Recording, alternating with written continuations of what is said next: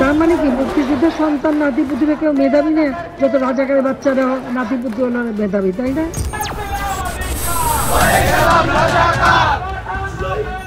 যারা জুলাই আন্দোলনে অংশ নিয়েছে, যারা নির্যাতিত নিষ্পেষিত হয়েছে, সকলে এটা দুঃখজনক যে জুলাইয়ের মতো একটা ঐতিহাসিক গণ অভ্যুত্থান, যেখানে এদেশের মোটামুটি আপামর জনসাধারণ স্বতঃস্ফূর্তভাবে নিজের বিবেকের তাড়নায় অংশ নিয়েছে। রাজনৈতিক দলগুলো তাদের জায়গা থেকে সমর্থন দিয়েছে, সহযোগিতা করেছে। কারণ রাজনৈতিক দলগুলো দীর্ঘ 16 বছর ফ্যাসিবাদের পতনের জন্য ধারাবাহিক আন্দোলন সংগ্রাম করেছে, কিন্তু রাজনৈতিকভাবে তারা সফল হয়নি। সো ছাত্রদের আন্দোলনকে যখন তারা মনে করেছে যে এটি একটি গণ অভ্যুত্থানের দিকে যাচ্ছে, গণ আন্দোলনের দিকে যাচ্ছে, তারাও তখন কিন্তু সমর্থন দিচ্ছে।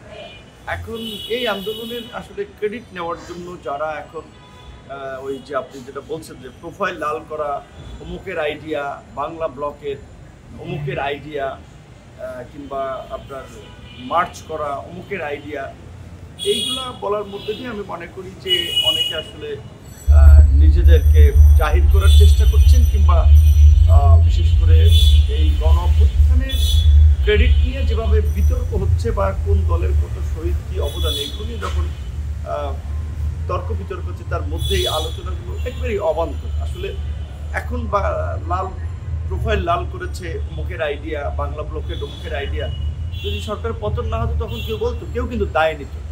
এমনকি আমরা দেখেছি যে আন্দোলনেরও মানে প্রথম সারির নেতা হিসেবে পরিচিত দু একজনের ভিডিও বার্তা, টেলিভিশন সাক্ষাৎকার আপনারা 15ই জুলাই দেখেন, এই 16ই জুলাই দেখেন আপনার, কিংবা 19শে জুলাই, বিশেষ করে শুক্রবার দিন যে দেখেন পরিষ্কার কিন্তু অনেকে বলেছিল এই যে মেট্রো রেলে সহিংসতা, বিডিবি ভবন আগুন, এই ভায়োলেন্স, যেগুলোর দায় আমরা নেব না, এগুলোর সাথে আন্দোলনের কোনো জড়িত না, এগুলো বহিরাগতরা করছে।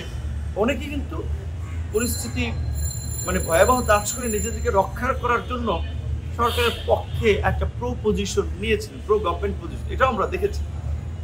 এমনকি ডিবি কার্যালয়ে আমাদের যে আন্দোলনের অন্যতম 6 জন সমন্বয়ক বা নেতা তাদেরকে নিয়ে গিয়েছিল, তারা কিন্তু ডিবি কার্যালয়ের চাপের মুখে কর্মসূচি প্রত্যাহার করারও মতো একটা সিদ্ধান্তে পৌঁছেছিল। যদিও তাদের আবার সহকর্মীরা, তাদের ফেলো যারা বাইরে ছিলেন, তারা তো বুঝতে পারছেন যে চাপের মুখে কিংবা যে কোনো পরিস্থিতিতে তারা কিন্তু আবার এটাকে আকস্মিকভাবে চালিয়ে যাওয়ার জন্য কাজ করেছে, মারছে। আবার আমরা তো ডিবি কার্যালয়ে ছিলাম, আমাদের কিন্তু জুলিয়েও পিটিয়েছে, আমাদের কিন্তু ইলেকট্রিক শকও দিয়েছে। এমন কোনো নির্যাতন নাই যেটা আমাদের সাথে হয় না, অনেক কথা আমরা বলতে পারি না। বিশেষ করে এইবার যারা গ্রেপ্তার হয়েছে বিভিন্ন রাজনৈতিক দলের সিনিয়র নেতৃবৃন্দ, আমরা একই রুমে ছিলাম, জামাতের সেক্রেটারি অধ্যাপক মিয়া গোলাম পরোয়ার, বিএনপির সিনিয়র যুগ্ম মহাসচিব রুহুল কবির রিজভী ভাই, বিএনপির অর্থ সম্পাদক আপনার মিল্লাত ভাই, অ্যানি ভাই, পার্থ ভাই, অনেক সিনিয়র নেতৃবৃন্দ সহ আমরা একই রুমে ছিলাম, দুই স্বপন ভাই, অনেক সিনিয়র নেতৃবৃন্দকেও এইবার যে আচরণ করা হয়েছে, তাদের সাথে ব্যবহার করা হয়েছে, তারাও বলেছে যে পূর্বে এইভাবে তাদের সাথে আচরণ করেন। কারণ আমাদেরকে এই যে গ্রেপ্তার করে যে টর্চার করছে, এই ভিডিও স্বরাষ্ট্রমন্ত্রীর কাছে পাঠানো লাগছে, শেখ হাসিনার কাছে পাঠানো হচ্ছে। শেখ হাসিনা তো আসলে একটা উন্মাদে পরিণত হয়েছিল, যেই কারণে তিনি মিছিলে গুলি করা কিংবা যাত্রাবাড়ি উত্তরা বিনোদনে গুলি করে মানুষ হত্যা করে আপনার রাস্তা পরিষ্কার করার মতো নির্দেশনা দিয়েছিলেন। এখন বিনোদনের অডিও আসছে, আপনারা দেখছেন। আবার কিছু সরকারি কর্মকর্তারা, বিশেষ করে পুলিশ অফিসার, র্যাব বলেন, যারা যে পৈশাচিক বর্বরতা করেছে দেখছেন, এপিসি থেকে লাশ তুলে দেওয়া, এইরকম একটা পরিস্থিতির মধ্যে 2 দফায় রিমান্ডে থেকে 5 দিন আপনার 1 আগস্ট যখন আমাকে আদালতে তোলা হলো, আমার পরিচিত সাংবাদিকরা বলছে, ভাই আন্দোলন জিমিয়ে পড়ছে, কিছু বলেন, আপনার ভিতর থেকে বললে আন্দোলন চাঙ্গা হবে, আপনাদের কথায় মানুষ উজ্জীবিত হবে। স্বাভাবিকভাবেই ফ্যাসিবাদ বিরোধী লড়াইয়ে 2018 সালের এই কোটা সংস্কার আন্দোলন, যে আন্দোলনকে কেন্দ্র করে আজকের এই ঐতিহাসিক পরিবর্তন, এই আন্দোলনটা আমরা শুরু করেছি। এবং এইবারও যারা এই আন্দোলনকে কেন্দ্র করে নেতা হয়েছে বা পরিচিতি পেয়েছে বা যারা নেতৃত্বটা দিয়েছে, তাদের অনেকেরই তো রাজনৈতিক হাতে খড়ি আমাদের হাতে বা আমাদের সংগঠনের মাধ্যমেই তারা রাজনীতিটা করেছে, রাজনৈতিকভাবে তারা এই পর্যায়টাতে এসেছে। সেই জায়গা থেকে আমাদের সাথে আন্দোলনকারী নেতৃবৃন্দের একটা সম্পৃক্ততা থাকায় আমরা তাদেরকে সবসময় বুদ্ধির পরামর্শ দিয়েছি কিভাবে এই ছাত্রদের দাবি আদায় করা যায় বা যৌক্তিক দাবি আদায় আন্দোলনকে সফলতার দিকে নিয়ে যাওয়া যায়। বিশেষ করে আমরা যে গণ অধিকার পরিষদ যে রাজনীতি করছি এটার লিগ্যাসি কিন্তু এই কোটা সংস্কার আন্দোলন, এই আন্দোলন থেকেই তো আমাদের উত্থান এবং এই আন্দোলন থেকেই আমাদের রাজনীতি। তাহলে এই আন্দোলনের এই কোটা সংস্কার যদি সরকার না মেনে নেয়, আমাদের যে 2018 সালের আন্দোলনের প্রেক্ষাপটে প্রথম দ্বিতীয় শ্রেণীর চাকরিতে কোটা ব্যবস্থা তুলে দিয়েছিল সেটা যদি আবার ফিরিয়ে নেয় তাহলে আমাদের রাজনীতির লিগ্যাসি থাকে না, বেস থাকে না। যে কারণে কিন্তু আমরা আমাদের এই লিগ্যাসি ধরে রাখার জন্য কীভাবে আন্দোলনকে একটা কমন প্ল্যাটফর্মের মাধ্যমে বিভিন্ন সংগঠনকে কানেক্ট করা যায়, সফল করা যায়, সেই জায়গা থেকে আমরা চেষ্টা করছি বুদ্ধির পরামর্শ দিয়ে।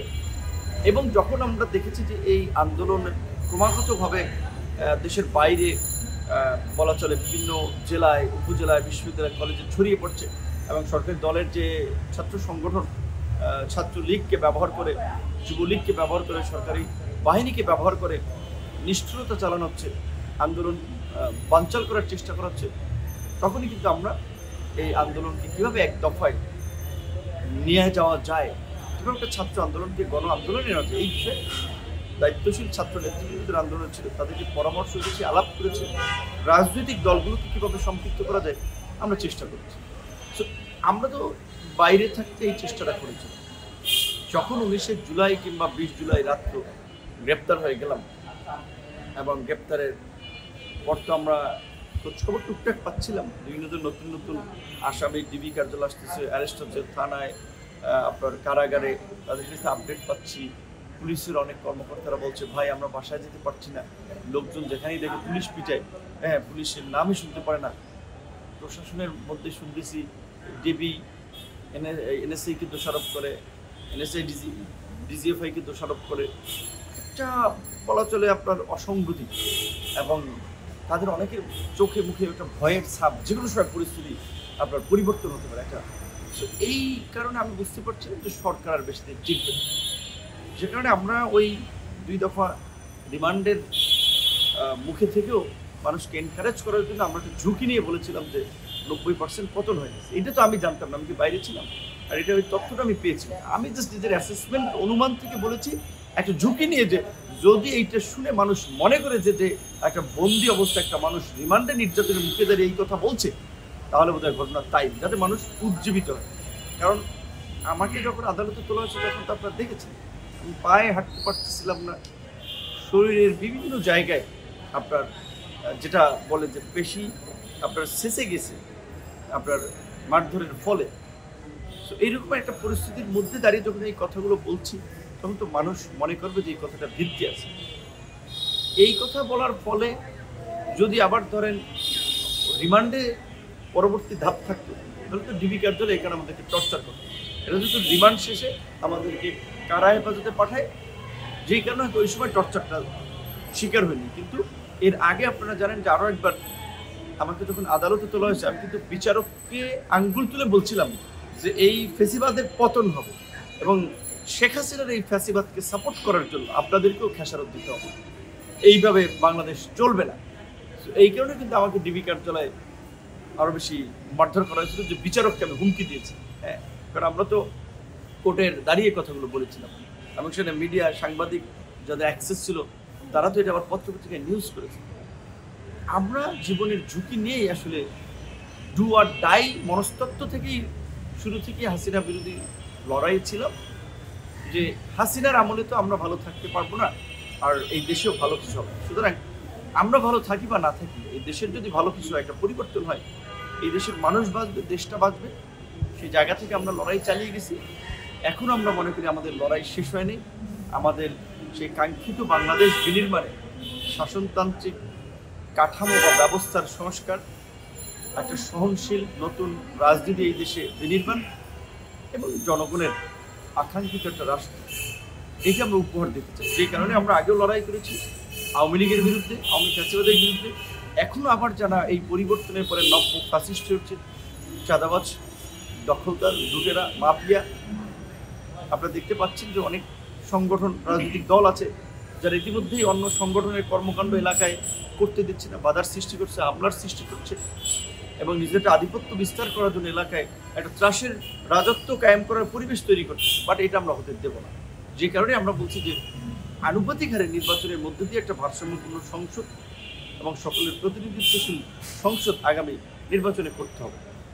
এই ধরনের রাষ্ট্র সংস্কারের বিভিন্ন বিষয় যেগুলো নিয়ে আমরা আলাপ আলোচনা করে আগাচ্ছি, এগুলো যদি বাস্তবায়ন হয়, আশা করি এই বাংলাদেশের ভবিষ্যতে কেউ হাসিনা হয়ে উঠতে পারবে না, ফ্যাসিস্ট হয়ে উঠতে পারবে না। আর এই ক্ষেত্রে আমাদের সকলের একটা কমন কনসেনসাস প্রয়োজন যে আওয়ামী লীগের রাজনীতি আমরা ঠেকাবো, আওয়ামী লীগকে রাজনীতি করতে দেব না। এইটার পাশাপাশি ভবিষ্যতে যেন কেউ আওয়ামী লীগ হয়ে উঠতে না পারে, এই বিষয়ে আমাদের একটা ঐক্যমত্য প্রয়োজন। কারণ আওয়ামী লীগের তো রাজনীতি বিলুপ্ত হয়ে গেছে, আওয়ামী লীগ তো দেশের কার্যত আওয়ামী লীগ নামে নাই। কিছু মানুষ আছে যারা ঘুমের ঘুরে আছে, তারা হয়তো মনে করছে যে শেখ হাসিনা আসবে, আওয়ামী লীগ ঘুরে দাঁড়াবে, রাজনীতি করবে, নির্বাচন করবে। 5ই অগস্টের গণ অভ্যুত্থানের মধ্য দিয়ে প্রকৃত অর্থে আওয়ামী লীগের রাজনীতির কবর রচনা হয়ে গেছে। এই নামে রাজনীতি আওয়ামী লীগ এই দেশে ভবিষ্যতে করতে পারবে না। হয়তো আওয়ামী লীগের যারা সমর্থক, যারা জনগণের উপর অত্যাচার নির্যাতন চালায় নাই, লুটপাট গুম খুনের সাথে জড়িত না, সাধারণ মানুষ বা একটা রাজনৈতিক দল হিসেবে আওয়ামী লীগকে সমর্থন করতো, তারা চাইলে নতুন দল করতে পারে। কিন্তু আওয়ামী লীগ নামে, জাতীয় পার্টি নামে এই দেশে আমার মনে হয় না যে কেউ রাজনীতি করতে পারে। একটা বিষয়টা পরিষ্কার যে আওয়ামী লীগের পাশাপাশি গত 16 বছর আওয়ামী লীগের এই ভোট ডাকাতির নির্বাচন, বিনা ভোটের নির্বাচনে জাতীয় পার্টি কিন্তু সবসময় ভ্যানগার্ড হিসেবে শেখ হাসিনার পাশে ছিল। জিএম কাদের কিংবা জাতীয় পার্টির কিছু নেতারা যতই ভালো ভালো কথা বলুক, এত মালপানি নিচ্ছে, টাকা পয়সা নিচ্ছে, বাগবাটোয়ারা করছে, দিল্লির এজেন্ডা বাস্তবায়নে আওয়ামী লীগের সাথে মিলে আপনার নির্বাচন করেছে। তো জাতীয় পার্টি যতই আস্ফালন দেখুক, তারাও আগামী নির্বাচন তো দূরের কথা, কয়েকদিন পরে রাজপথে নামার সাহস দেখাবে না। কারণ রাজনৈতিকভাবে কিন্তু ওই ঐক্যমত তৈরি হচ্ছে। ছাত্র জনতা, নাগরিকরা এই ফাঁসিবাদের দোসরদেরকে, যারা একেবারে চিহ্নিত দোসর, তাদের রাজনীতিকে আপনার ঠেকানোর জন্য একটা ঐক্যমত আমরা তৈরি করার চেষ্টা করছি।